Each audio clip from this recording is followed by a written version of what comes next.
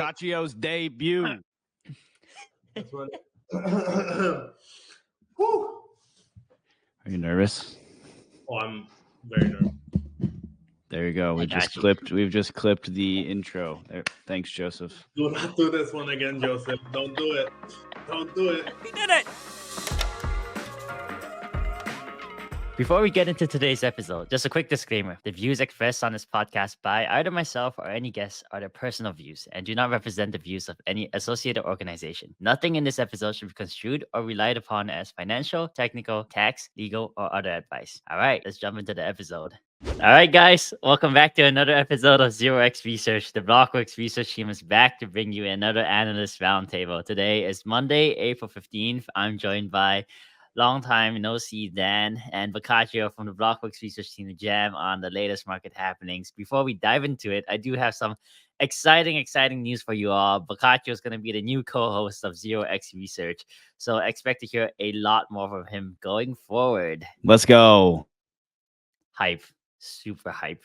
Anyways, diving straight into it for some news and governance updates. I think it's been quite a busy week, to be honest. Starting us off, we have the Hong Kong ETFs that were just announced.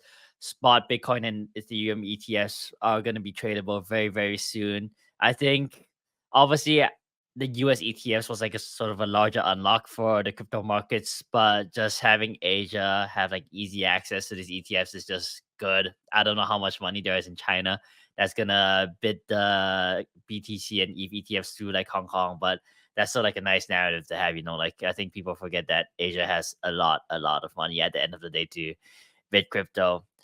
Some other thing on the news and governance update: Parcel token will become tradable at tomorrow 1 p.m. UTC, or when you're listening to this, it's gonna be Wednesday. So actually, it's gonna become tradable yesterday on April 16th, 1 p.m. UTC. So for those that are unfamiliar, Parcel is sort of like a real estate perp trading protocol, but more than that, they also have a real estate oracle. They've sort of pioneered this data collection / evaluation method for like real estate prices and bring those on chain. And they're not just used for Parcel's own perp trading product, they're also used relatively frequently and quoted in sort of like more TradFi articles when it comes to real estate pricing.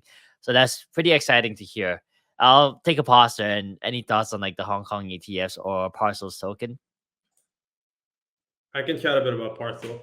I read a bunch about the other real estate, real world asset protocol. Parcel isn't one, but it's like the alternative. And the other, I think one of them is called Realty, and these are like so complicated and just like very difficult to work with. I think one of them's on Gnosis, and it like you can only swap it on a Sushi Swap fork DEX. So I'm not sure how useful like that you can short or long real estate is like realistically, but I do think it's like the best product out there. If somebody was interested in doing that would like they would do it through Parcel. Yeah, it's interesting that I don't know. That seems kind of like a goofy thing, like in general, but I don't. It's an interesting soiree into what real estate and blockchain, what the overlap between the two will look like. I'm not sure if we've really cracked the nut on that, because yeah, I don't know how valuable it is to like long Miami, short the Midwest, but we'll see. What's did you mention the pre-market futures valuation, Ren? I didn't, but if I'm not wrong, on Avo, it's trading around 1.6 billion. I mean, we're seeing some pretty hot valuations these days, so I guess that's fair on a relative basis at the minimum. I mean, that's really what matters. Like looking at the nominal number doesn't get you very far, but on a relative basis, I think that's what most people in this industry are looking at, and that's probably the best thing to do. I don't know if there's really any good comps for Parcel that are trading today. Yeah, I don't think so. I'm not hyped about anything like real estate related on chain until I can pay for my mortgage with like EigenDA or ABS yield. I think that's the ultimate end game, to be honest. But I mean, Parcel, I think it won't be like a crazy airdrop, just considering they're airdropping 7.5% of the supply at a 1.6 billion FTB to like 240,000 wallets for like some ridiculous numbers. If you just like do the math, that's like $500 on average. So, but still, like it's an interesting protocol. I think they've like done growth like pretty correctly. They did like season 1, and then they had like a sped up season 2, and like a even more sped up like season 3.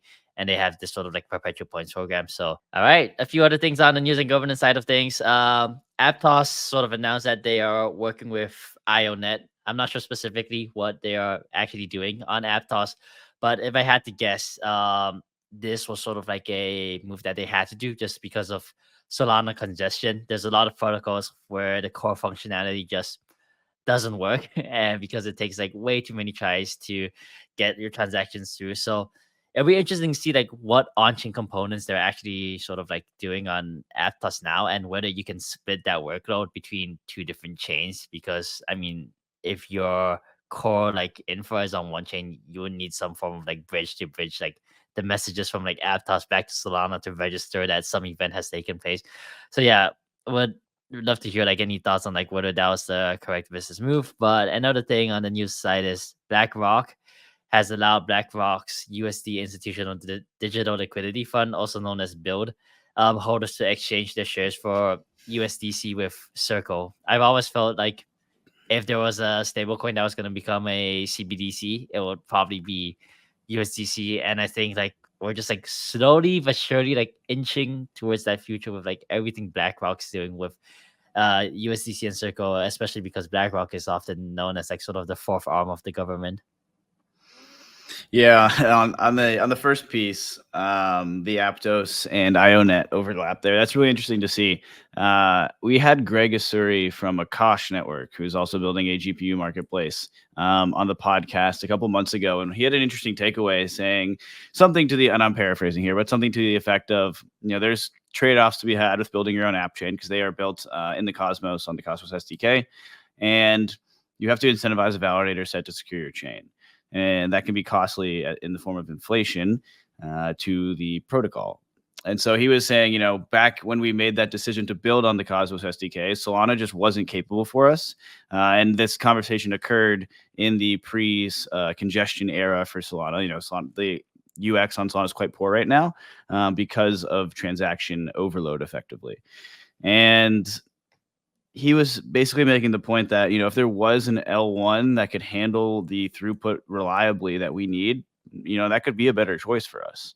And I bet you he's feeling quite vindicated that he's not on Solana right now. And they did invest the time and effort into building their own app chain to kind of have their own state that they can, not have this noisy neighbor problem where other activity on the chain is now impacting you. I can't speak directly to the Ionet and Aptos overlap. But yeah, I have to imagine, Bren, to your point, it's hard to land a transaction on right now on Solana, and that's becoming a problem. They're rolling out some fixes we can talk about later, but that's the current state today. And so if you're a business building on top of that chain, you need to continue operating your business at the most maximal level, getting onto some of these Gen 3 chains that are optimized for performance, similar to how Solana was, but using newer research and technology to power your chain, and that don't have a lot of usage today. Sui and Aptos are kind of the two market leaders in this like Gen 3 chain, if you will, era where they're kind of came after the chains that came after Solana in terms of when they hit the market, mostly in the 2023 timeframe.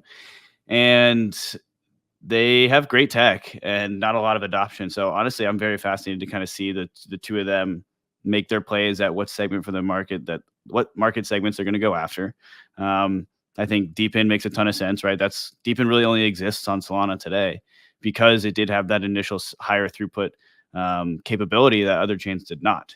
And now that that's kind of come under crunch, I think Solana on an average day does anywhere between like 500 and 1,000 sustained TPS, which is the most of any chain today.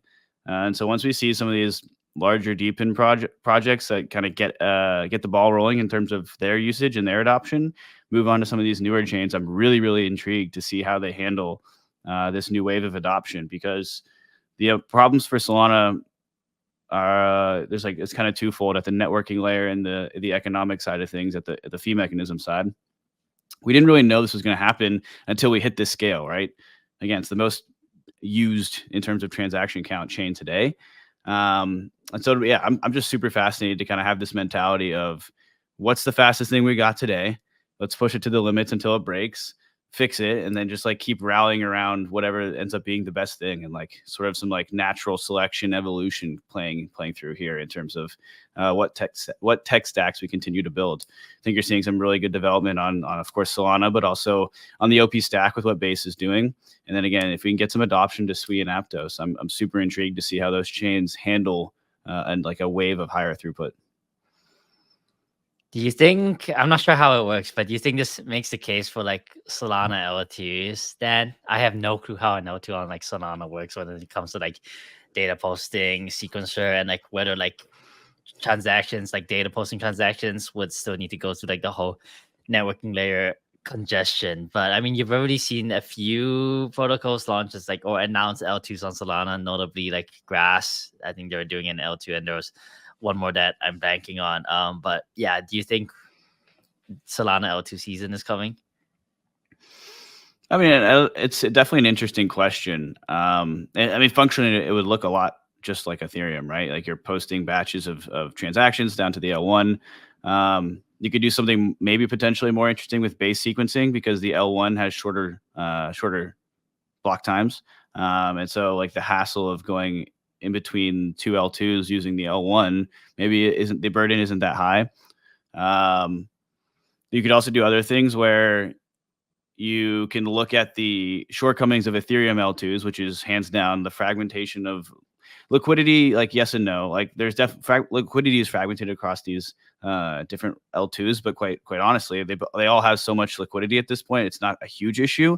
It's really just that the apps themselves are fragmented across these L2s, right? So if me as a user, I don't want to have to pick which L2 I go play on. I want to like use the app on that L2. And when there's 3 apps that I want to use across 3 different L2s, that's 3 extra bridging transactions I have to deal with. And so you could kind of try to make the play where you as the base layer make a little bit more opinionated of a decision, so you're not as credibly neutral, and that's very much a stance Ethereum has taken. And you look at like something like the Polygon aggregator, or the aggregation layer, the ag layer as they like to call it. You say like, hey, this is the Solana Foundation is going to build this thing. We're all going to use it. You can go build your own thing. That's fine. But like, this is going to be the one we kind of coalesce around. And then try to build out that way. I think that'd be a great way to kind of learn from some of the shortcomings of Ethereum. I think it's gonna be really hard for Polygon to kind of bootstrap their network around their specific ag layer. I think they're doing the right things. I just think the incentives are for everyone to have their own ag layer right now, right? ZK Sync's going to want their own one. Scroll's going to want their own one. Polygon's going to want their own one, of course. And ZK Tech is really hard and really expensive. I think Polygon said they've invested over $1 billion over their lifetime into ZK Tech. We had the Polygon team on the Lightspeed podcast, and I believe that's what Mark, the CEO, said. And if it's not quite $1 billion, it's probably ballpark that number. And so that's why the incentives are for everyone to be right? If you invested $1 billion and then everyone just ends up using someone else's solution, at least you push the space forward. But like, that's kind of the pull there. So I guess that's kind of a really roundabout answer to say, I don't know. I don't think you're going to see general purpose L2s on top of Solana, but you might see some app specific stuff. I mean, Vibhu, the founder of Drip, has been kind of vocal about the shortcomings of the base layer for his product. They're building an app, they're building a business on top of Solana, and this congestion is negatively impacting their business, and the fees were negatively impacting their business. And like, it's a fair point of like, do I need my own dedicated block space? So I think like app specific space makes sense. The way that we need to figure out is like, how do we do that in a way that has the least amount of friction, right? You need to do this in like the most seamless way possible. I don't know. And there's like a lot of chatter starting to churn up around a lot of AVSs on EigenLayer are building using the Cosmos SDK, which is of course natively interoperable with IBC. And so that gets pretty interesting. You basically have like something that looks sort of like an L2, right? Like an AVS. And they're all they have this pretty reliable, pretty solid communication channel in IBC. If you wanted to know like what the UX of IBC looks like, I would recommend ibc.fun. Skip team's building that. Super fun way to, not really fun, but super easy way to interact with IBC and move from chain to chain. With the launch of Circle's CCTP, they've also integrated Solana directly into their UI, so you can move from Solana to USDC on Solana to basically any Cosmos chain. It's actually quite cool. But yeah, long-winded answer to say, I don't think we're going to see general purpose L2s. But that said, I do think we will see maybe some app specific stuff. I don't know. TBD. You'll see general purpose SVM L2s though. I mean, we already know we're going to see Eclipse. I'd be surprised if Eclipse was the only L2 that says, hey, we're going to, build on Celestia DA and maybe settle down to Solana instead of settling down to Ethereum. So I don't know. You'll see some exciting use cases with the SVM, but I don't know about directly a general purpose Solana L2. That'll be interesting. Yeah, appreciate the insight there. And yeah, fully agree. I don't think we're going to see general purpose Solana L2s. If there will be, it'll definitely be like app specific. But I will shoot it over to Boccaccio now, who also has some news updates for us. Yes. So Monad raised 225 mil, led by Paradigm, to bring 10,000 TPS to the EVM. I think it's reportedly at a $3 billion valuation, but I'm not sure. Previously, they raised 19 mil back in February 2023. I don't really have like a take on this one. I just think we talked about this last time I was on OX Research about like how valuations are kind of creeping up. And I think this is like, if it is free bill, which I think it might even be a little bit higher, I think it's like a good showcase of like how valuations are starting to creep up a bit. And like VC saying, we don't really find the returns that we want in the private markets anymore. Like, I think that makes sense. Apart from that, Sui launched their handheld gaming console, Sui OX1, which will allow for users to play both crypto and non-crypto games. This is like the third attempt at hardware by L1s. The Saga phone did well. And then Aptos did Jambo phone. I don't know if you guys looked into that one. I'm not sure how good a handheld gaming console will do for crypto gaming, especially since crypto gaming is not doing particularly well. So like investing in hardware seems like a bit much, but I guess it's a bit better than like incentive programs, because in this way you're actually just developing hardware. And one last thing, I feel like they should have just gone into mobile gaming instead of. I can see Dan kind of getting ready to hop in this one, but I feel like they should have gone into mobile gaming instead of like developing this. Like, but I don't know. What do you think? I mean, it's an interesting question, right? Like, if you're going to make a device, what device do you make? So you mentioned the Saga phone from Solana, and that's really interesting. It like didn't do well out of the gates, and then the bonk price ran up, and people realized all the phones had an airdrop of bonk that became worth more than the phone at one point. Then they sold out, and then they made the 2.0. And I will say, I feel a little bit vindicated here because my prediction, I think I made it on this podcast as well, was it's sort of like a Tesla when you're making this like new blockchain enabled phone. You don't want to own the first Tesla, right? Those were the ones that like randomly combusted and the pedals would fall off on the new Cybertrucks. I don't know if you guys saw that clip where the gas pedal, the accelerator pedal, like broke off and slid and got wedged in the fully down position. Fortunately, the driver was okay, but like, there's just like shit that breaks on the Gen 1 of things. And that's kind of how I thought the Saga phone would play out, and sort of how it did, right? Like I got the privilege to play with one, and it's quite cool. But like there's like a real app store and then like a DeFi or crypto app store, and it's just empty. Basically, there's a couple apps, but you can see how it'll get somewhere really cool, but it's just not there yet. But you basically have two options, right? Like, what device do I build? Do I want to go the mobile phone? And if I win the mobile phone wars, I will have the device that everybody uses to access the internet in, my device is in everybody's hands. That's very, very powerful. It's so powerful that Google and Apple have like armies building the best phone possible. So it's like very hard to displace. It'd be a huge burden for me to like take anything that like swapped out my iPhone. I'm probably not going to do it. Even if it's better, the iPhone is so ingrained in my life. All my friends have iPhones. I don't want to be the guy with green messages. This is not going to happen. But my gaming, I like gaming, so I would consider buying this device. And I haven't touched my Nintendo Switch in probably a full year. So there you go. They have a very low bar to hit for this to be a better game, to be like my go-to device for gaming. So, but if you win this war, of being the go-to gaming device, you have a much narrower scope. So it's kind of just like a different trade-off is how I think about building a phone versus some other form of hardware is your chance of winning. So, and the size of the market, right? It's sort of like a venture play, right? What's the TAM and what percent of that do I need to be successful? Yeah, I don't know. It'll be interesting. And it looks cool, looks slick, looks like a PSP. I'm definitely excited to get my hands on one. I will caveat here that I've been a PC gamer for like most of my life, but like that, I used to have a PSP 2000, and like those were definitely good times. But I haven't bought like any of these like new sort of like handheld gaming consoles after like the PSP.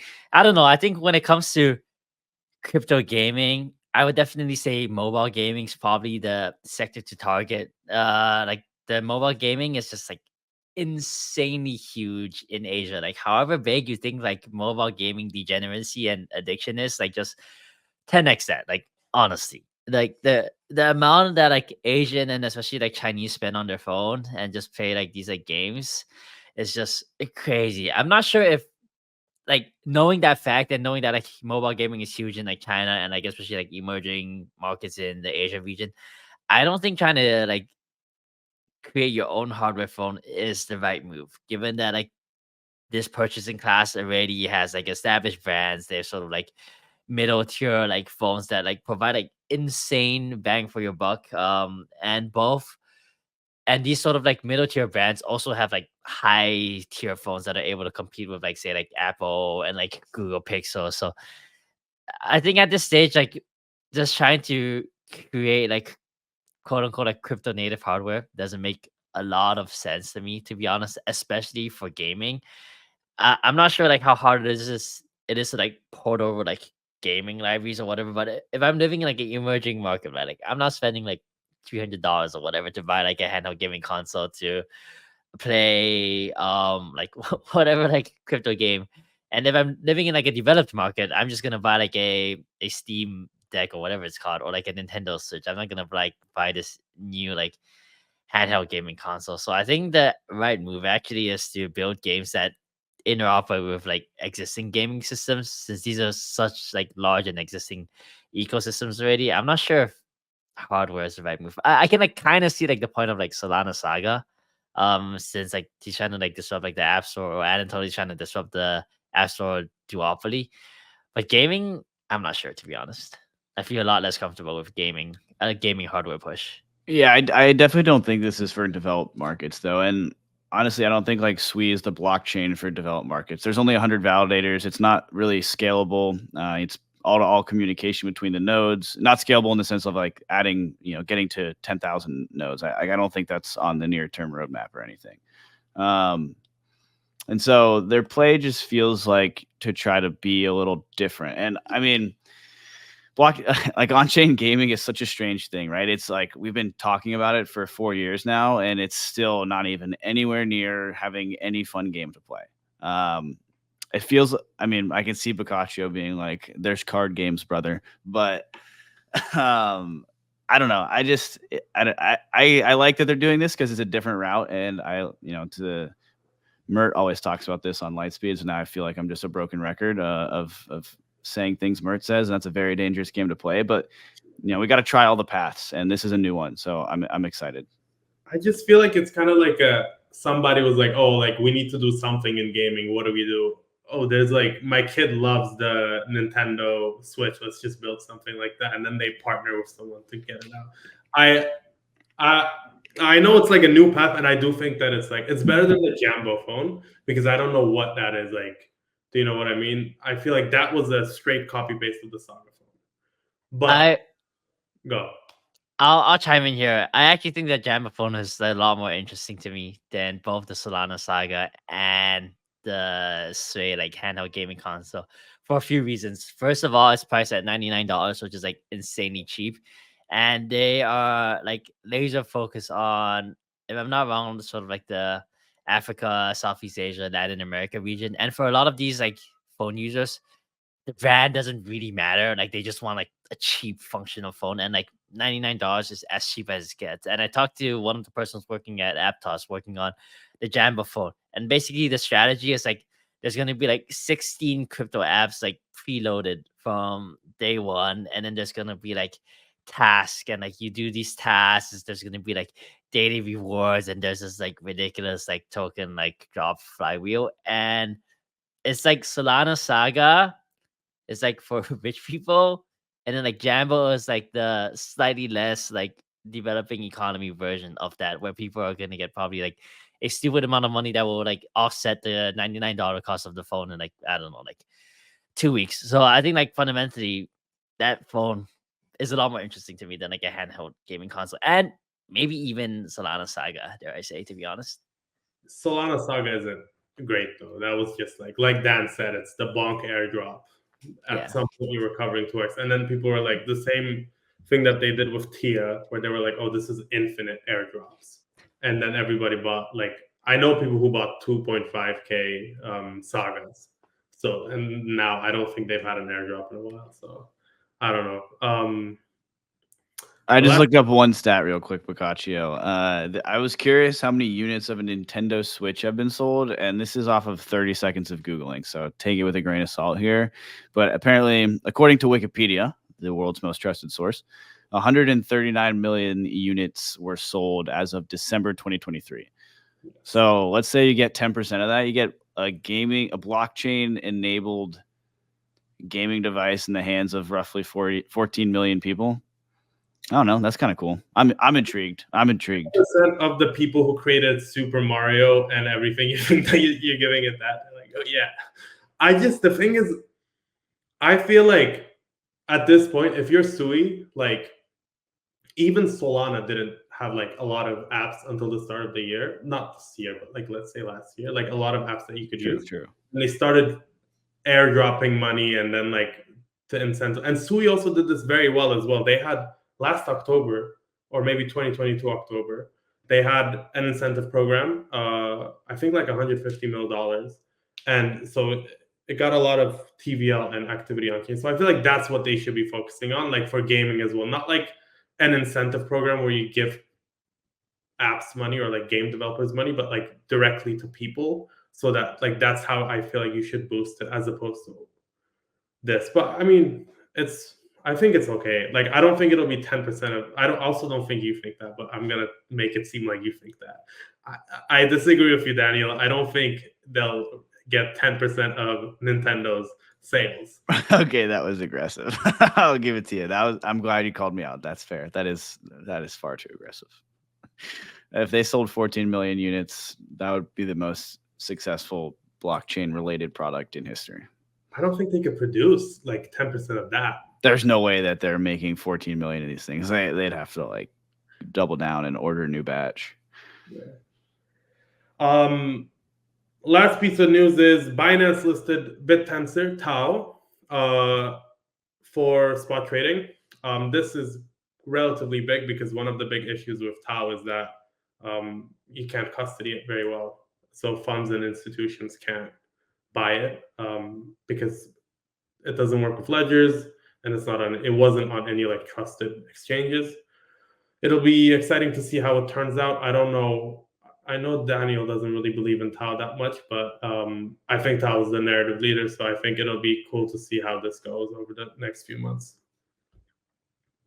I mean, I'm a little sus, but that's fair. I don't think that's a crazy position. Is it the narrative leader? 100% agree. Yeah. I'm just very sus of like 99.9% of the AI plays, and I want AI agents specifically to be more real than anybody else. I can promise you of that. Yes. But anybody promising AI agents before ChatGPT gets right access over your computer is not true. That's not happening. They'll be first, and then everything will come after. I don't know. Wayfinder posted a screenshot of AI agents, so it's very close. It's coming.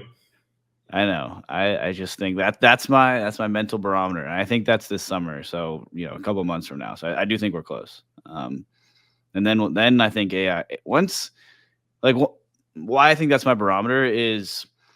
Right now, you ask, okay, so I recently bought a house, and the realtor asked what I did at one point, and right when I told her, it was like, I do not say crypto right out of the gates, to be clear, You start with like tech company, then like research, and then kind of like whittle down. The second I said tech, she asked me about AI. So like normal ass people are like AI aware, but they think you like high schoolers use it to cheat on their homework, right? And they do, but it's obviously much more than that. Once you can start using it to like do tasks that you tell it to do, that's when shit gets real for the average person. And like if you're really into the AI space or like software engineering or any of that, you probably heard of the Devin release. Devin's like this software engineer based AI that you can just say, hey, build me a website that does X, Y, and Z, and it just does it. Like it really is like an agent. Instead of like the current Chat GPT, which says, you know, here's the instructions to go do something. That's the difference is doing it versus being told how to do it. And once the average person can be like, send an email to my boss that I have the flu and won't be in today, and you just press go, and then you like go back to bed and your boss gets notified from this AI agent. That's the shit that's gonna like start this next wave of AI discussion. So yeah, I'm definitely paying attention. I think Tao is a little bit sus, and I don't think that's a crazy stance to be in.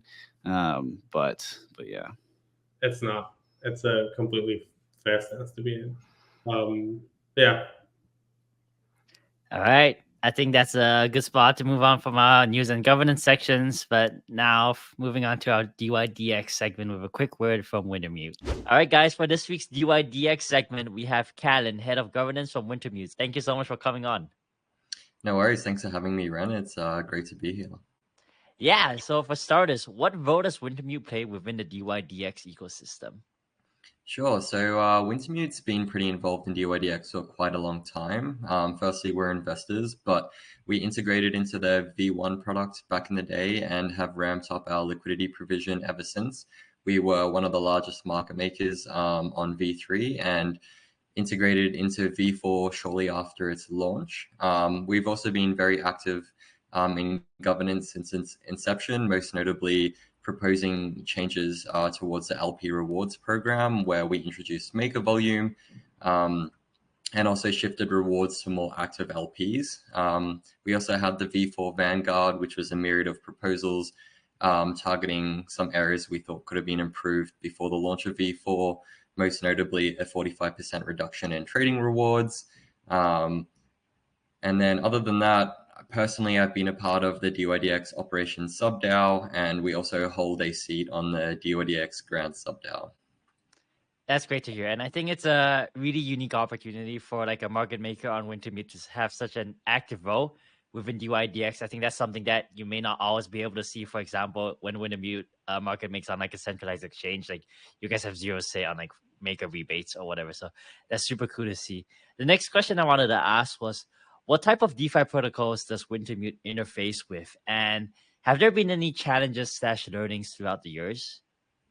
Yeah, I mean, it's pretty obvious, to be honest. Like, we mostly deal with DeFi applications that are like relevant to us on the trading side, right? So we interact a lot with AMM and limit order book dexes, RFQs, aggregators, all that sort of stuff. In terms of learnings, I would say like it's pretty much ongoing. You know, there's always our main challenge is really like counterparty risk and smart contract risk, and so we're always ensuring that we're minimizing this risk according to, you know, how much funds we have connected to, I guess, you know, these DeFi platforms. I'd say we also occasionally touch lending platforms, but other than that, that's, yeah, really the most of it. Just a quick question. What do you guys do on lending platforms, just out of curiosity? Sometimes, you know, there's like, we have looked into liquidations, but if we do need to borrow certain assets, that is definitely a avenue that we do look at. Okay, super interesting. And sort of the last question I had was, how has Wintermute's involvement within various DeFi protocols evolved over the years? For example, I've noticed it feels like in 2023, you guys became a lot more active in governance, perhaps than before, and would love to hear sort of like how that has evolved. Yeah, of course. I mean, I guess, you know, as AMMs and perps are some of the largest sectors of DeFi, we're constantly integrating with new protocols. So that's kind of like our horizontal expansion in that sense. But yeah, I mean, one of our main goals at Wintermute is like to really empower decentralization and push that world forward. So, you know, at the beginning of 2023, we launched our delegate platforms. And that was like a super important initiative for us, which in some cases wasn't even strategic. It was literally that we want to empower decentralization. So yeah, we're a big delegate across like Uniswap, Optimism, Compound, dYdX, Aave, and Arbitrum. And yeah, it's been really great. You know, we've managed to get quite a lot of voting power across these platforms, and we've had a really good time participating there. As a quick follow-up to that, obviously I can see sort of the synergies between like you guys being a delegate for something like Uniswap, Aave, dYdX. What about Arbitrum and Optimism? You know, those are like L2 ecosystems. How are you thinking about your delegate position there? And like, what is your maybe like end goal if there is one? Yeah, of course. I mean, firstly, like we are investors in some of these projects, so that's something that we do offer, as we really want to help out our portfolio companies on that side and ensure there's like great governance efficiency. So that's the main point why we do it, is ensuring great governance efficiency. But I guess like in terms of like Arbitrum and Optimism, we also really only put our hand up when we know we can like truly add value to certain initiatives. We've had a lot of experience with designing like intensive programs, dealing with grants, dealing with operations. So when things like the Arbitrum, you know, long-term incentive program came up, we put our hand up to join as a council, which we were successful in. Because yeah, these are the areas in which, you know, we think we can actually provide value to the DAO and the community. Yeah. All right, that's super interesting here, and really love how involved you guys are in governance. Given that, you know, there's a lot of stuff that can be fixed, and it's great to see you guys take an active role. But thank you so much for coming on, Callan. No worries. Thanks for having me. Now moving on to our hot seat cruise drone segment, I'm gonna throw it over to Boccaccio first for this week's hot seat cruise drone.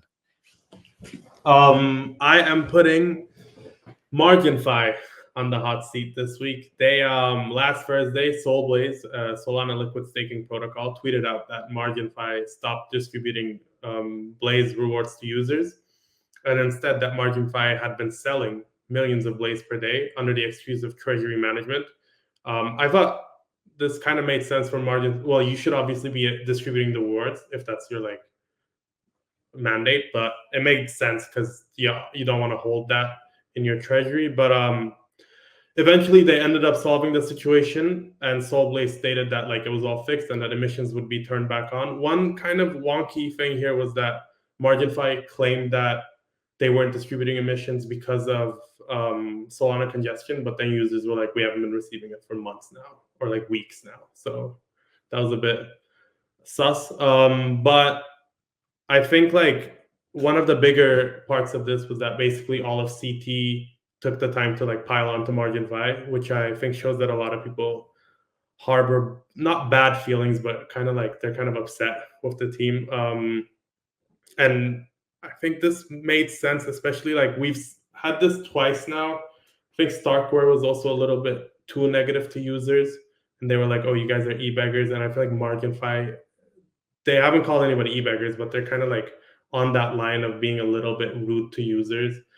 And so I think quite obvious take is that there's like these are like mutualistic organisms, like the protocol and the user, and like there's like a agreement. The user pumps the fees and the volume and the transaction counts for the protocol, so the protocol can raise more, and that's like the protocol rewards the user with the airdrop. But I think if you take it this far, think like you start getting like a lot of hate on Twitter, and I think MarginFi is kind of like reaching that point where it's like a bit they're kind of they're dragging it along a bit much. But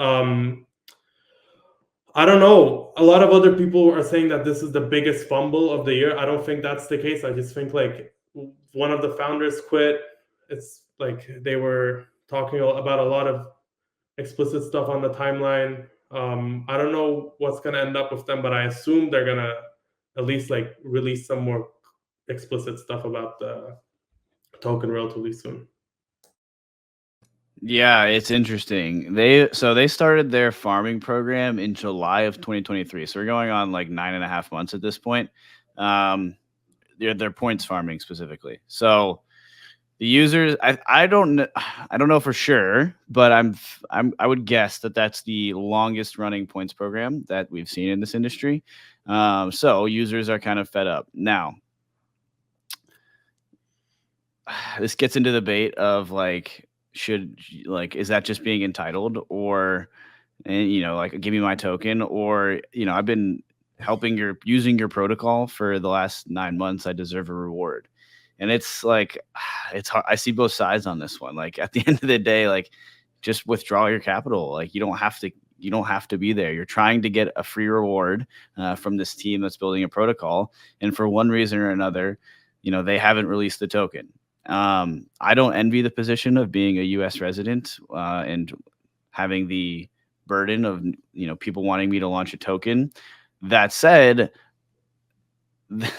I think Mac like openly said he was rage baiting the community about the token. And like, wow, gee, you pissed off all your people using your product and now they're mad at you. You can't go crying about it like that. So it's hard for me to like really take their side as well. And to be fair, like, he said that's how he acts on Twitter and not in person. And like, that is very much so how you get engagement on Twitter, is like by getting in arguments with people. So there's a bit of playing the game there. And there's also a bit of being a dick. So it's hard to kind of like I get why the community is pissed, but like, I don't know. Yeah, it just feels like a push and pull there. And to be very clear again, like, I do not envy the position they're in. That's stressful. So I really see both sides on this one. I thought that there was like no such thing as bad PR, but I think this MarginFi was like genuinely bad PR. If I'm not wrong, maybe like 25 to 30% of the protocol's TVL has withdrawn ever since that whole like PR fiasco took place. And I wouldn't be surprised to see like more sustained withdrawals from the protocol. But at some point, like, there is going to be like enough outstanding borrows that like people can't withdraw anymore. And I think that's where it might get like potentially interesting. As far as Mac, I do agree that you do need to be a little bit like contentious or like strongly opinionated to get views on Twitter, but I'm not sure you need to go to the extent of posting a half naked of yourself repeating the word like "when token" for 2 minutes. I think that's a bit pushing it a little. As far as like the entitlement point, I do think crypto users are pretty entitled, to be honest. Like, if you are using a product, you should be using it because it provides value to, and sure, okay, I can understand that like everyone wants free money, like the incentives are structured that way. But for example, like using a Web2 analogy, like Uber in the early days, right? Even accounting for the fact that like Uber gave you like sort of these like ridiculous like $5, $10 like off your Uber rides, you were still using it because Uber provided like a valuable service relative to you standing on the street and like waiting like 5 minutes to flag like a taxi or a cab. And I think the same should apply for crypto. Like, you should be using something because like it genuinely provides like a valuable service or product to you. And maybe that's just the state of the industry today. Like 99% of these things do not provide a valuable product or service, and they would have no users if they did not sort of like promise any incentives. And I think that's just like half a symptom of like the state of the industry today, and half like the way like just like incentives and sort of like the human desire for free money. I mean, like, you would be kind of like stupid to not want free money, to be honest, as a human. Yeah, but that's like also fine. You just have to take the mental stance that you're gambling, and you Yeah. have a cost of capital here. Exactly. Yeah, and I Plus, think it's money though. That's the thing. Like, you're taking on risk, and also like it's quite a lot of, well, not on Solana. Solana, there's very limited fees, but you're still losing money. Like, Ren, I'll let you finish and I'll speak. Sorry. no, I was gonna say like I think Tarun put out a paper 1 year ago about like sort of modeling airdrop farming as like call options. It's like a really like quanty, like nerdy paper. I'm not gonna dive into it. And I think that's fair, like when you are like farming, you are explicitly using this protocol for the sake of farming and not just because like you're using it because it provides a valuable Right. product or service for you. Like, you should be like quote unquote like doing the math. Like, you can't really put numbers to it, but you should be doing the math. It's like, what's your cost of capital? What's the potential like smart contract risk? What's the type of like return you want to be getting. And there's like generally two types of farming, right? One is like the type where you like just like execute transactions through like a DEX, like a AMM. And so like those are cases where you, for example, like farm like ecosystems or like perp dexes or whatever, like where you don't need to quote unquote lock up capital. You just like run these transactions and you get your collateral back instantly. And there's like the other type of farming, like Parcel or like Camino or MarginFi, where you have to like lock up your capital for an extended period of time. And there is a definitely like a cost of capital to that, right? And I think like you do need to take into account these dynamics if you are like actively, I'm not going to say like maliciously, but like actively farming these protocols for the sake of like farming. And sure, I definitely agree that it's like a symbiotic relationship at the end of the day. You know, like the protocol gets like a higher engagement, retention, TVL, whatever, choose your metric. And then on the other side, like the user expects something in return, but it's not like there's a legal contract saying like you have to get something back. It's not a legal contract. The only issue that I have is that I feel like a lot of people read that, not the Tarum one, but the other one, like the cost of the Uniswap airdrop or something. And they were like, oh, like it was actually quite expensive and it's not actually good for protocols to do this. Well, the cost of not doing an airdrop is like, or doing a bad airdrop is like ending up like Parcel, where you have no users, nothing. And like people can, one of the things is like you can pull out your capital and go to another protocol, but I think like because crypto has such a like small niche community still, and like they're power users, so if you like piss people off, they will probably avoid using you. And I think like if you're a protocol, yeah, okay, you can tease people and you can be like Mac, where you're like, haha, like, am I gonna drop the token? Am I not gonna drop the token? But at the end of the day, like there's maybe like 10,000 people on chain, so you really don't want to like take it too far. Yeah, I think that's it. I mean, I'm sure they're gonna have to airdrop, and I'm kind of surprised that Mac had to go on Twitter and be like, "Oh, guys, I was always like putting on a face or something." I thought that was obvious, so it was kind of like, and I also don't understand why a lot of people hate, like, the product is fine. It's not revolutionary. It's borrowing and lending on the blockchain, but I mean, the way that they were acting is like, I feel like there's a very fine line. I think they kind of overstepped it a bit this past month.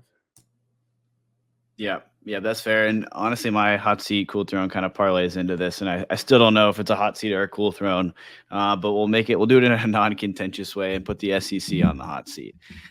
So the SEC has put out a Wells notice to Uniswap Labs regarding the creation of their protocol. And so a quick one too on the Wells notice. So a Wells notice from the SEC is a formal communication notifying the recipient that the SEC staff intends to recommend enforcement action against them. So basically, it's a letter that says, hey, we're coming, and here's why.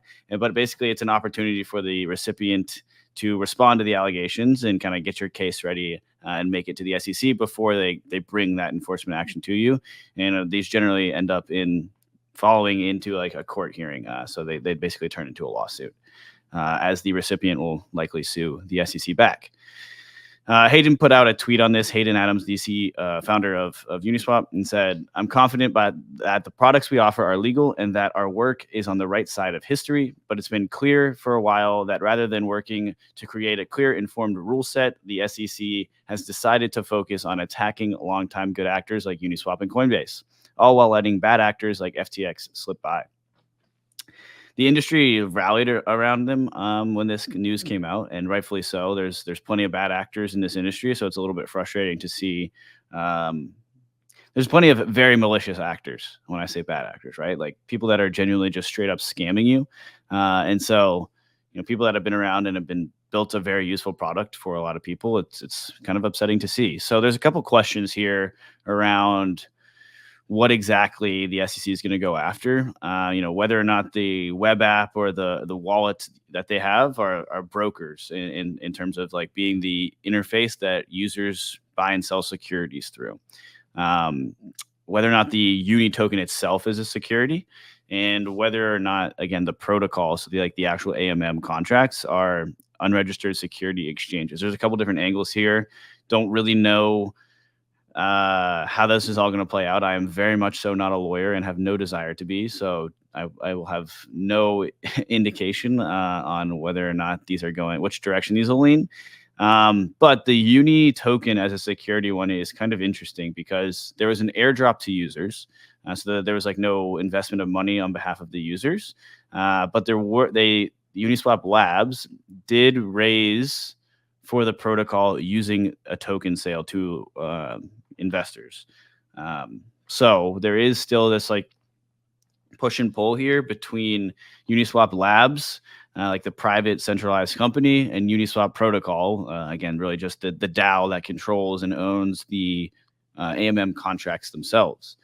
So it's interesting to see this push and pull because Uniswap Labs there's been like a long push. There's been like token holders are very upset because they're not getting a portion of protocol revenue. We'll definitely get into that. And Labs is like, again, this centralized entity that's like a business, a company in the traditional world. And they have a team and they built a product and they built, ancillary products around the protocol. And they have to continue funding themselves. But there's the token holders feel like they're playing second fiddle to the equity holders, right? So Labs will create a new product, and instead of like giving this and doing this on behalf of the DAO, they're doing it on behalf of themselves, and that revenue is retained within the decentralized entity. So recently, there was another development for this. I discovered this on Saturday, the 13th. Uniswap Labs has a fee for anything that goes through the UIs that they've created, whether that be the web app. I think it's like app.uniswap.org, I want to say. Don't quote me on that. Just the traditional Uniswap web app, or whether it be like through the wallet that they have. Formerly, that was a 0.15% fee from the like tokens you would receive. And that was only on a subset of swaps. So it was on like basically the largest pair was like ETH, swapping between like a stablecoin and ETH. But it wouldn't be anything like related to like a meme coin. It was a very small subset of assets. And they also excluded unwrapping and wrapping WETH and stablecoin to stablecoin swaps. So they were just trying to take a cut of fees and generate a new source of revenue. They were annualized at about 20 million or so over the last couple of months of this fee existing. But after the announcement from Hayden, it was a couple of hours later, they quietly raised the fee from 0.15% to 0.25%, and they actually included all swaps as eligible, with the only exception still remaining to be stablecoin to stablecoin swaps and wrapping and unwrapping wrapped ether. So it was a little interesting they didn't announce this. I think that's kind of two reasons for that. Is one, I don't know if you want to go screaming this from the hilltops after you just received a Wells notice that you're taking a fee from your front ends. I don't know. Like, it was still going to become news. So it does feel weird they didn't announce it. And this rubs people the wrong way. While the first wave of when they received the Wells notice, everyone kind of unanimously was, hey, we got Uniswaps back. Then this fee hike gets brought back up, which reminds everybody that there's a front end fee and that does not go to the DAO, and the sentiment very quickly changed. And it feels like everyone is now again like hating on Uniswap Labs. When they first announced this fee, maybe 6 or so months ago, it was chaos. Like, people were so upset. And this kind of gets back to the entitlement, or like, what do token holders deserve question of, you raised 4 labs using the token and sold the token, yet the token is not getting any cut of revenue generated by these ancillary products from that Uniswap Labs creates. And this is like a very interesting discussion because there's also the protocol level fee switch, which would take a portion of the fees that go to LPs today and give that to the DAO. And that has been long debated. It's been made the most progress it's ever made in the last couple of months. I believe the foundation recently posted in the forums that they kind of wanted to push this forward. This was all pre-Wells notice. And I believe that contracts are going through audits right now. So timeline was like, a couple of months max for this to start to sort of hit the forums to really start moving. I don't know what's going to happen now. Like, would be kind of crazy if you were to push the fee switch through while you're in a lawsuit with the SEC in some regard. But it's also a power move of like Uni Labs is the one being sued here, or the one under investigation here, and no one from Uni Labs is pushing this fee switch through. It's like this is a decentralized protocol, and it is. This is the distinction here is quite important. Where there's the Labs entity, the one that has created and launched the protocol, the one that is being investigated by the SEC, and then there's the on-chain contracts controlled by the DAO and the token holders, and that would be the one that would push the protocol level fee switch through. So I know I said a lot there, so I'll pause, but it's a pretty interesting development. I think Dan might get caught as a witness during the SEC court hearing, just given how comprehensive that was, to be honest. But on a more serious note, I think this fee hike is like the biggest FU that Uniswap could do to the SEC after they announced after they sent the Wells notice. I mean, like, without rehashing the entire debate too much, there's always going to be fundamentally like a clashing force between Labs and the token. It is very much so like a zero-sum game. However, I do think with the advent of like Uniswap V4 and other existing or like sort of like up and coming LVR mitigation solutions that will probably deliver a lot more like yield/returns to LPs, that debate becomes a lot less of a concern, just because like if you solve LVR and you manage to like capture a lot of the LVR value that's being captured by searchers today, and that is the bulk of like sort of like the IL/LVR loss that's seen by LPs today, then you're gonna like basically there's gonna be a lot more money flowing around, and people are gonna be a lot less like stingy and thinking zero sum and think like a bit more positive sum. Like my LP returns just went from 5% to 15%. I'm totally chill with giving out like 15% of the LP fees to Uni token holders. Now, having said that, if I bought the Uni token before like the protocol fees, which like announcement by Uniswap Foundation like 1 month ago, I don't think I would ever have had the expectation of there being a fee switch like ever, to be honest. There's probably like a lot of traders out there who like put on a position thinking of like a protocol fee switch, but I would have like expressed that position just solely in the hopes that like Uniswap continues to maintain or even like increase its DEX market share like dominance in terms of volume, and over time like increase its market share or like expand into new verticals such as like Uniswap X or like sort of like cross-chain bridging. um but yeah, it's an interesting position, and I think you will probably see that tension appear in many more DeFi protocols, to be honest, just because there's a lot of sort of like these like clashing dynamics between like the equity side of things and the token side of things.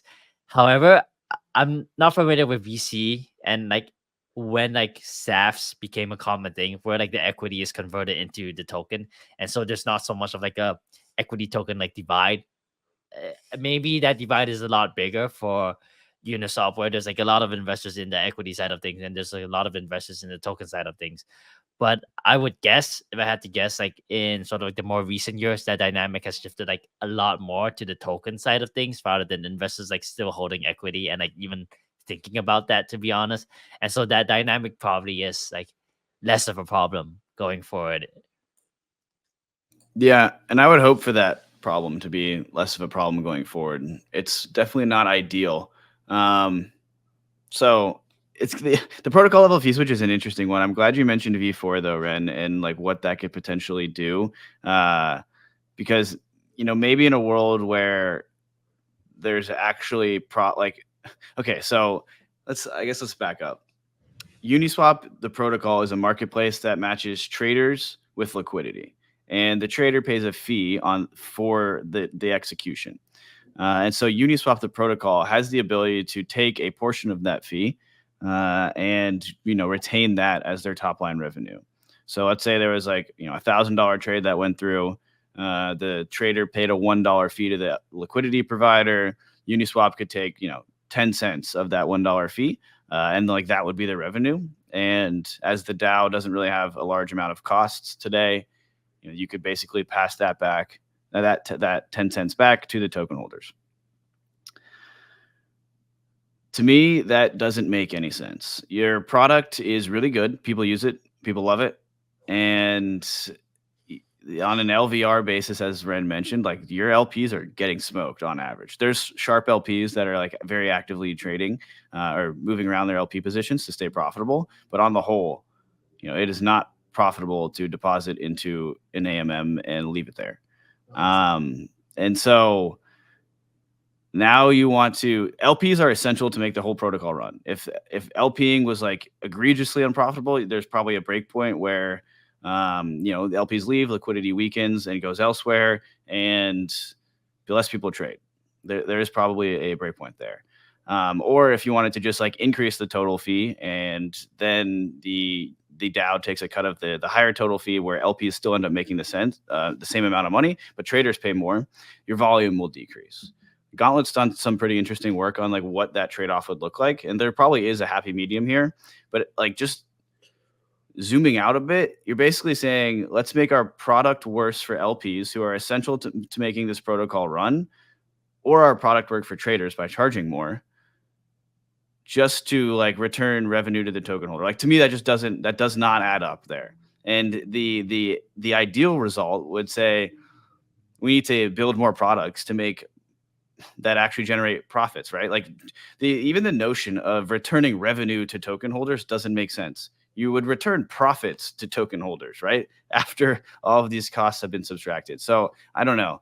I think there's just a mismatch in like the reality. And let's say you did turn this fee switch on, like you're looking at like 1.5% yield. Like that's not like, guys, like half the people demanding it don't get out of bed for anything less than triple digit yield when they go farm these things, right? So it just doesn't, it seems like it just became this huge narrative that most people just are not thinking through. But like, and to put a bow on this, I think you can really hate the practices of prioritizing the equity holder and not the token holder, and think that Uniswap Labs is terrible people, and think that they've had some shady malpractice or are pretentious people.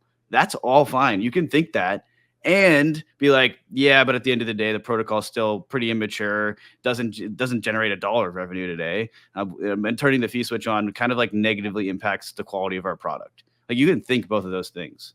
And I don't know, people kind of, you have like turn them into camps, and I don't know, it's strange. I agree with you on the LP, like adding a fee on the LP side of it, and then to distribute to token holders. I don't think that makes any sense. I think if you were going to do it, you should have done the front end, but that's owned by Uniswap Labs, not the protocol. So you can't. Which does get into this really weird thing of like, if you're going to be a labs team and you're going to raise using the token, what do you have to give to the DAO, like to control? Because I agree, like there's very clearly a weird push and pull. But they're not the only people that do this. If you look at Solana, for example, Jito is very beloved, and Jito Labs owns the block engine, and they take a 5% fee of every tip that runs through, and nobody seems to have a problem with that. Yeah. The one thing I will say not about Jito, about Uniswap is, you were like, why do people care? I feel like people care about like Uniswap specifically because I think Uniswap's kind of like the decision that Uniswap has will likely affect the rest. Do you know what I mean? Like it'll just create this new like paradigm of returning 1.5% to token holders. No, but that's like, I think a lot of protocols are. First, I don't know if you're a protocol. This is one thing I understand. Like when McBrennan was tweeting about it on the MarginFi side, I was like, okay, that's fair. That they were like, we're an American-based team, that's why we're not dropping a token. That makes sense. But I feel like a lot of those teams, first of all, I don't know why you're in America do you know what I mean? The great United States, great country, but also like it's very difficult to drop a token there because of the whole regulatory stuff. But I got distracted talking about the US again. Basically, what I wanted to say was ripping the gator. Ripping the gator, Sody pop. Basically, what I wanted to say was, I think a lot of these teams are waiting for Uniswap to kind of make a decision, and like for there to be a decision made about Uniswap to drop tokens. So I think that's why everyone's kind of interested in that, not because of the 1.5% yield. Yeah. I mean, I agree with that, and like that was the original sentiment around the Wells notice, was like, you guys are fighting the good fight, where if you're like really trying to win this, you kind of want them to go after the Uniswap in some way. Like, they're well funded. Yeah. They're kind of our DeFi's best shot at winning this, and some people may disagree with that, but and just to be clear, I wasn't trying to like throw Jito under the bus here at all either. I love what they're doing. I love that team. It's just an interesting comparison where Labs is taking a cut of something the protocol is doing. And in my mind, like, these protocols are like very much VC stage, venture stage bets, and you got to fund the people building the thing. And yes, there's a token, and like, we still don't really know what the incentive trade-off there is, but I don't know. I don't think it's crazy that the Labs team is making money. Like, I just don't think that's crazy. I think that's something not a lot of people think about, is that Uniswap is still like a venture stage team, because in crypto it feels like every month is a year. They're like, oh, like Uniswap's already an established protocol, like it's there now, it's like Costco, etc. But it's not. It's just like, it's new. Realistically, I think where crypto is today, like, everything is still in like the growth venture stage. Like, nothing, not even like Ethereum, dude, has reached like the proper like stable like long-term stage. A few random points in terms of like the yield on like a uni token fee switch. Sure, like, it's not ridiculous, and that is definitely a symptom of crypto having these like completely ridiculous yield expectations from the user side. But if you look at it, like, the S&P has an average dividend yield of 1.35%, and at current prices the uni token yield would probably be, I don't know, maybe like 2 to 3%, maybe a bit lower than that. And so it doesn't look too crazy from like a mature company. Like, should a company be returning, like, paying out a dividend yield at this stage? Like, definitely not. Yeah, I know that. It's crazy. It's crazy. Reinvest in growth. You're in one of the most high growth industries at the far edge of the risk spectrum. Returning profits at this point makes literally no sense. I cannot wrap my head around it. Reinvesting growth every time. And maybe that's part of the problem here is, Labs is taking a cut of this, or is creating this front end revenue stream, and we have no idea where it's going. Today maybe it's a little bit more obvious. It's probably going to lawyer fees, but prior to that, it was a little less clear. But yet they created this wallet, which again plugs directly into the Uniswap protocol, and they're building ancillary products around it that drives more volume to the protocol, making it, increasing the utility of the protocol. So that to me, that is reinvesting in growth. So I don't know. But again, I also see the other side where the incentives are pretty misaligned. Yeah, I think that's a good point to move on to my hot seat. Kudos. I'll try to keep it short. I have Tensor in the hot seat this week. So Tensor did their airdrop, I want to say last Monday. They airdropped 12.5% of their token supply. At its peak, the token reached roughly like 2 billion FDV. It's now trading pretty down at 913 million. As a point of comparison, Blur is currently trading at a 1.2 billion FDV. So it's not that different, to be honest. I think still a relatively okay airdrop for most people. However, I do think that there were some wallets, mostly whales, that were relatively unhappy with the amount they got. And as a result, Tensor announced a few days ago that they will be distributing an additional 2.3% of the supply to top up the top 2,900 wallets to make their distribution entirely linear.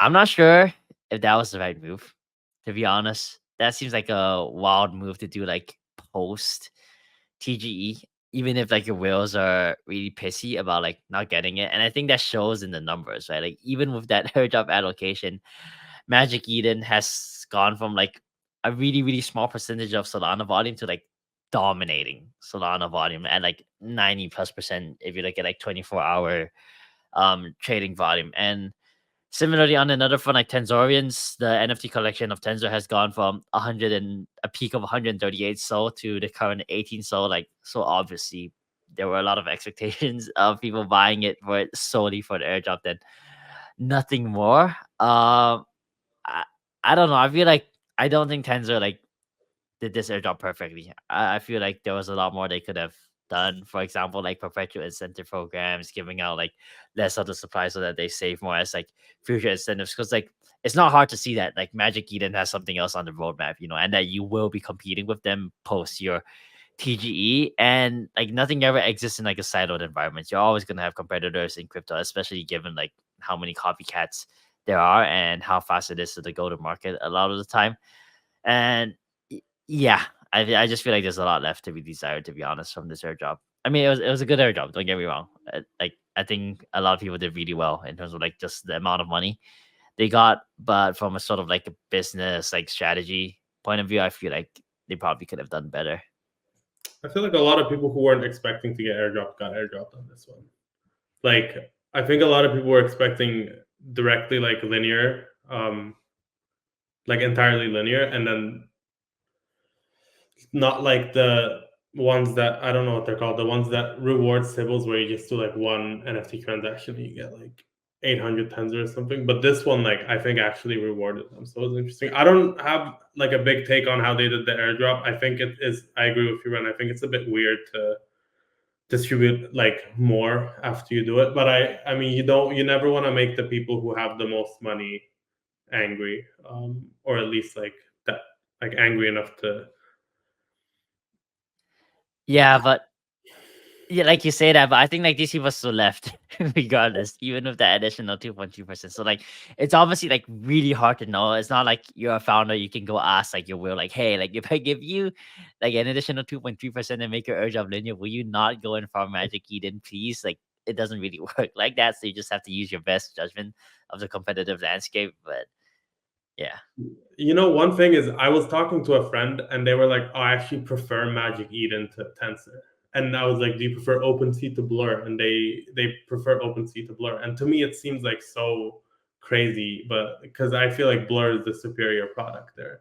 Obviously, like Magic Eden is dominating volume because of the airdrop. But I'm just saying, like, there are actually people who are like, oh, I'd rather use Magic Eden over Blur, over Tensor. I've pulled up this dashboard from Marku. He's a beast. We'll put a link to his Twitter in the description here. But for the listeners, this chart in the top right here or for the viewers, there's a chart in the top right, and for the listeners, it's a chart on organic trade count. So just looking at the number of trades by marketplace on Solana. So this specific dashboard filters out wash trading versus organic trading. There's a couple cool filters that they've created to do so. But you'll actually see this huge sharp drop off in Tensor, this Tensor swap, this greenish yellowish color post airdrop, right? You've seen a huge material decrease in the number of trades. Even these are organic trades, so this is getting past the wash trading filter. So take that as you will, but it's interesting to see the huge drop off. And the question is, okay, well, where are those users going? And later on this dashboard, we can see the wash trade count. So basically the other side of the organic trade. And you can see there was never really a ton of, like previously there was in February, there was a lot of wash trading being picked up on TensorSwap. But these filters didn't catch a ton going into the airdrop. But you will see a pretty steep increase in the number of wash trades occurring on Magic Eden. Which like Magic Eden, I think had 98% of total NFT volume on Solana quickly. I think that was today actually. And so it's just kind of interesting to see how that has quickly shifted where, we just talked about farmers with MarginFi. And if you airdrop to farmers and they just go somewhere else and sell your token, like that is not an effective distribution of your token. Sure, you made them rich and maybe they'll come back later, but like if they literally just pick up and leave and go somewhere else and sell your token, like that's kind of a miss. You want to incentivize people to use your product. They use it and then they're like, oh shit, this is like a really great product for X, Y, and Z that I do. And then continue to use it. Like that's really the goal. So I don't know. I don't have too many thoughts on the specifics of these stats and as it pertains to the quality of the Tensor airdrop, but it is kind of interesting to see that, with Magic Eden running its Diamonds points program, it's already picked up some of the active trading activity.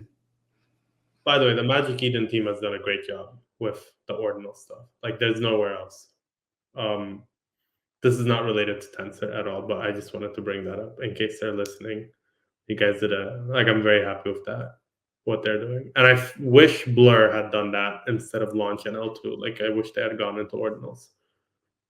No, I agree. I feel like 6 months ago, everyone was calling or maybe a little more than 6 months ago, everyone was like, "Oh my god, it's like the craziest thing!" Like Tensor's run up from like nothing into like dominating like 80-90% of Solana NFT volume, and now you're seeing like obviously there's incentives involved, but Magic Eden like completely dominating ordinals, and I think they would dominate even without sort of like any incentive program, but Yeah. now they're also like dominating the Solana side of things. So I think just like looking at like the ordinal side of things, like not considering the Solana side of things, I think like at the end of the day, that was a fantastic pivot from Magic Eden and like a really, really good move.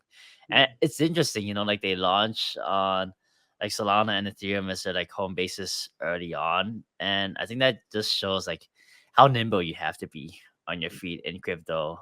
Right. And sometimes like the opportunity may not be where you think it lies. Yeah, I think ordinals is like a natural place for like OpenSea Classic and Magic Eden, because it's like Bitcoin's slow. So you can't really trade stuff that, like, because Blur, even now, like Blur, you can't really trade that much because gas fees are so high. And like but like Solana and Tensor just make perfect sense because you're like actively trading a lot. But on like the ordinals beat Bitcoin, you don't really have to. So I feel like Magic Eden suits it really well. It's, you just need like something trusted and that works, and they provide that.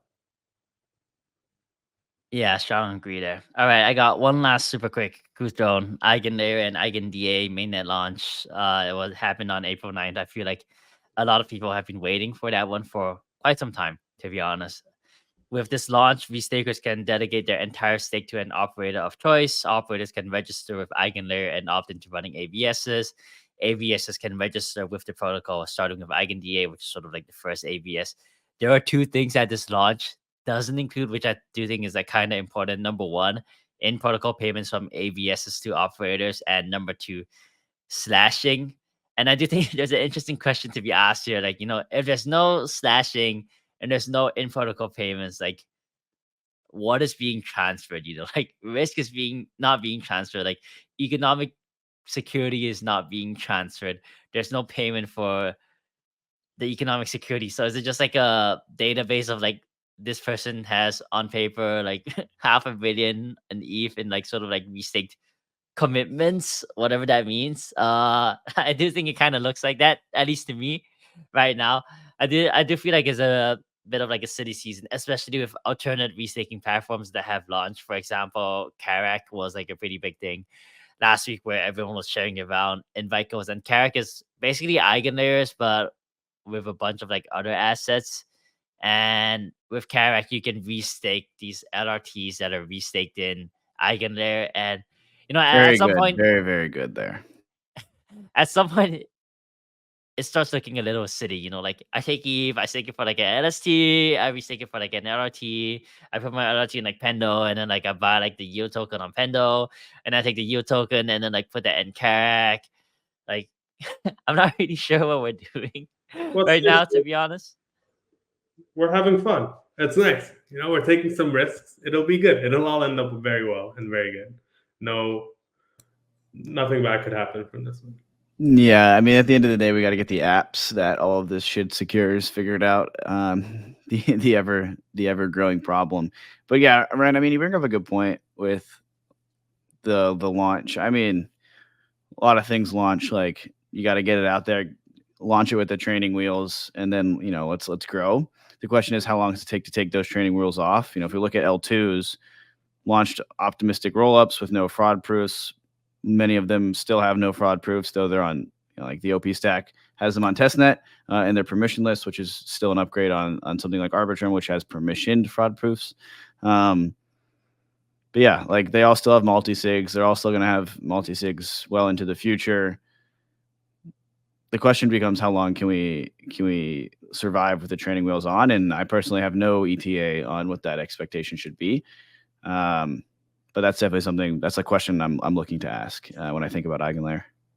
I do think like, yes, like maybe the security of L2s or like rollups is like questionable given the fact that like they don't have fraud proof, but it still provides the value that like it was meant to do, like scaling sort of like Ethereum execution by moving it off chain. And having like a slightly more performant like blockchain. Whereas for EigenLayer, like you are the value and like service it provides, right? Is that you're providing like this recent capital and you're sharing your security with an ABS in expectation for some economic return. And the fact I is would like disagree though. I think the value you're providing is a cheaper way to go to market to launch my product. Like if I'm an ABS, like for example, a lot of the ABSs are building using the Cosmos SDK, and they could just launch an app chain, spin up a validator set, and create the same thing. But this should be a better way to do that. And so, yeah, sure, I can't pay you. That's good for the user. And sure, you're not really giving me economic security because there's no slashing. It's basically just like this reputation-based system that, hey, you're going to run the thing I need you to run in your own hardware. Kind of gets me to market. And I have way worse trust assumptions now because I'm doing this. But that's the same thing as like an L2, right? The blast hack that happened not too long ago, everyone was talking about rolling back the chain, was an interesting example because sure, you could potentially roll back the chain, and but if nobody's ever done that before, so you're the first person doing it, paving the way for other people to follow in your footsteps if this were to happen again. And what that means is if you upgrade the bridge contract and end up bricking it, then you just locked and just burned all the $1 billion of value in that contract. So nobody wants to be the person to do that. So I don't know, like my point there being like there's just different trust assumptions with L2s that get introduced, and like it kind of feels like the same thing with these ABSs, right? No slashing, no in protocol payments. You're just kind of saying, hey, go run this thing for me. How dissimilar is that really than a single centralized sequencer, no fraud proofs, and a multi-sig bridge?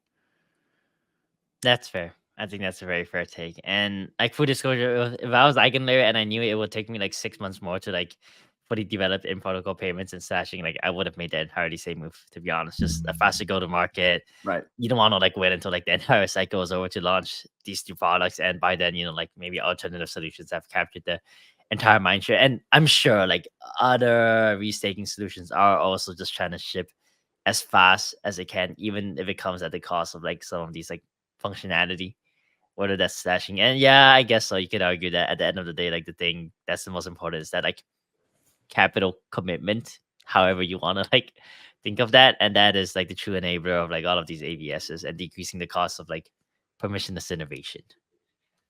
Yeah. Dan, do you want to talk about your EigenLayer token thesis or no? I mean, I don't know if it's a thesis. I just don't. If your end goal is to be ingrained or enshrined into the Ethereum protocol, I don't see how you can do that with a token. Or maybe not don't see. The hurdle to doing so is much higher with a token, right? If there's an EigenLayer itself token, Yeah. how do you get enshrined? And my understanding is that's kind of like the end goal, long-term end goal. We actually had Sriram and Subit, I think it was, on the podcast. Ren and I interviewed them, and we asked the question, this is all fine and dandy. You guys are building really cool shit, but how are you going to make money? You raise capital, the labs team is a business. You got to make money. And their answer was, we're going to build the best ABSs. We've been around this technology for longer than anyone. And I'm paraphrasing here, but we've been around this technology. We know some really, really good ideas, and we're going to send our guys to go build them. Like that was kind of their pitch, was we're not going to make money on EigenLayer. We're going to make money on the ABSs around it. That said, like a token could be very useful here, right? EigenLayer will have really important governance processes around like how the slashing parameters are created and what those look like, how they change throughout time. I mentioned the training wheels earlier. How do we take those off? When do we take those off? Like a governance token would actually serve a purpose here. So I do see why there can be one, but I just think it sort of conflates with the end goal of being enshrined. Maybe that's not the end goal. Maybe like sitting on top of Ethereum is perfectly fine. I don't know. I just think if end goal enshrined in Ethereum, then token doesn't make sense. But like there's a points program. This team also just saw what happened with MarginFi. That'd be disastrous for Ethereum if all of these depositors are now furious with EigenLayer. I don't think that would go over very well. No, I also don't think so, especially since it's like, because Solana's now had a couple of liquidity injections, and I feel like Ethereum people are expecting one as well. But one thing about the enshrinement thing is that this is this is going to be my first attempt at presenting something, but I want to try it out. But basically can you see it? Yep. Okay. So basically this is like on the ETH research forum, and it's very clearly that like both Shriram and Vitalik are like, we don't think that it makes sense to enshrine. So I'm not sure, because I've been hearing quite a bit is that they're gonna enshrine, and I'm just kind of unclear. I thought that was the goal, and I'm very happy to be wrong about that. I'm not. That's not a hill I'm trying to die on. So that's good to know. But and the other reason I think that is new to when we originally talked about this was, Karak is launching, and there's another one launching shortly after that. I'm blanking on the name. I'm sure more of these will come to be. You'll probably see like some launch on other chains as well. And so let's say there's multiple that launch around Ethereum. Okay, now you're not being incredibly neutral because you're picking one. And like Ethereum very much so has built itself around being incredibly neutral and not picking winners. So that kind of like when we originally talked about this, I didn't think there'd actually be multiple restaking protocols. Yeah, I don't know what they're gonna do. It also kind of does feel like something there should maybe only be one of. I know we talk about like we all love competition. Free markets are elite, but if we all try all these paths, sometimes coalescing around a few ideas might be more efficient. I don't know. Yeah, I agree. It feels like EigenDA should be its own thing, and like it should just be that. Well, Boccaccio just defined the market for us. Thank you, Boccaccio. Can you tell me whether my bags is gonna be its own thing? Oh, I meant like it should be its own thing, not I know. be its own thing. I'm messing with you, but I think that's a good point to close it off. Thank you so much, Dan, for coming back on 0x. Hope you come back more often, and good job, Boccaccio, on your first episode. The new host, baby. Let's go.